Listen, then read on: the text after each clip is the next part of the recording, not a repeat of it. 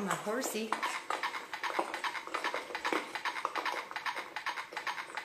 Welcome to the live broadcast of Polish Life, Happy Life.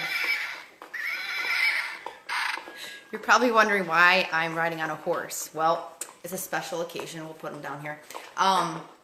It's because if you've been following me on Facebook, Instagram, or Snapchat, you know that today I'll be sharing with you my experience visiting Fort Pulaski.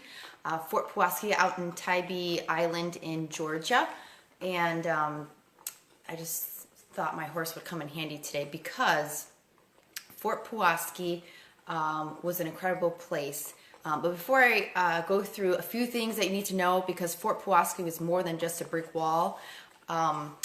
If you're tuning in for the first time, my name is Erica Kelly and I'm the face of Polish Life, Happy Life. Thanks for joining me again. And if you don't want to miss any more broadcasts going forward, you can go ahead and like this Facebook page so you don't miss my feeds going forward. Or you can go to my website at PolishLifeHappyLife.com. So, moving on, again, there's a few things you need to know about Fort Pulaski. Number one, does anybody know who Fort Pulaski was named after? I know it's pretty kind of an obvious question, but if it's Kashmir Sawatzky that you answered, then you are correct. Give yourself a thumbs up or a heart, because Kashmir Sawatzky, as you know, if you're Polish, or even if you're just someone who's a fan of Kashmir Sawatzky, because he, you know, there's a national holiday out every March, you know, because Kashmir Sawatzky was one of those great leaders of all time in Poland, but also in America. And Fort Pulaski was named after him because he helped us Americans, because, you know, I don't know why he helped us, but yeah, us Poles like to help people, right? We like to help everybody. So that's number one. Fort Pulaski is named after Kashmir Sawatzky, but there's a couple other things that are not as obvious that I'd like to share with you. Fort Pulaski, again, it's in Georgia, and if you ever have a chance to visit, it's really cheap. It's only about $7 for, I think, 16 and under, and you really get more than your money's worth back. So if you're going to visit, it's $7. Under 16 is free. And they also have a junior badge program. Junior ranger program. So if you have kids from 6, I think, to 12, my daughter did it. You get like this little certificate and a little booklet, and they make it a little bit more exciting and let the kids participate in an actual tour of the whole fort. So that's one thing.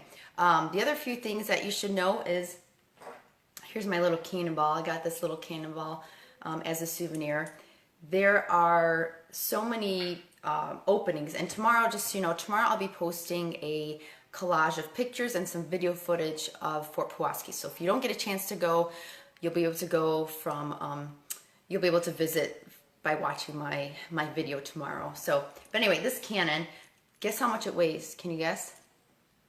10,000 pounds. So that's about the size of a big elephant, and they had dozens of these around the entire fort, and back in the day, that's what clearly they used to shoot out at the ships. So that's one thing.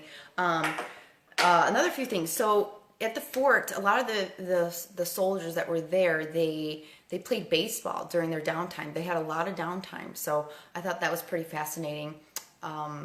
Let's see what else. Oh, so the fort tomorrow, you'll see there's pictures of a moat. I don't know if you know what a moat is, but it basically surrounds a body of water that surrounds the entire fort. So it was basically a way for the enemies, to deter the enemies from actually entering into the fort. So if you're ever visiting Fort Pulaski, one thing to note, wear some bug repellent, because we got bitten alive. There's just so many mosquitoes out there. But anyway,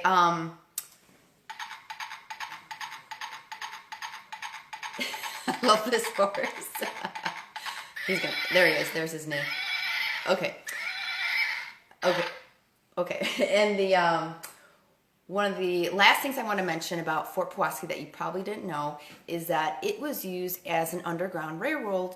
So it had a big impact during the slavery era, and it was used as a way to free the slaves. So anybody that kind of entered there, I forget who it was, General David. Yeah, General David David Hunter in 1862, he declared that anybody who comes to Fort Pulaski can be freed as a slave. So anyway, those are the few things that you should know about Fort Pulaski. Number one, it's a great place to visit. It really feels like you're going through a page of your history books.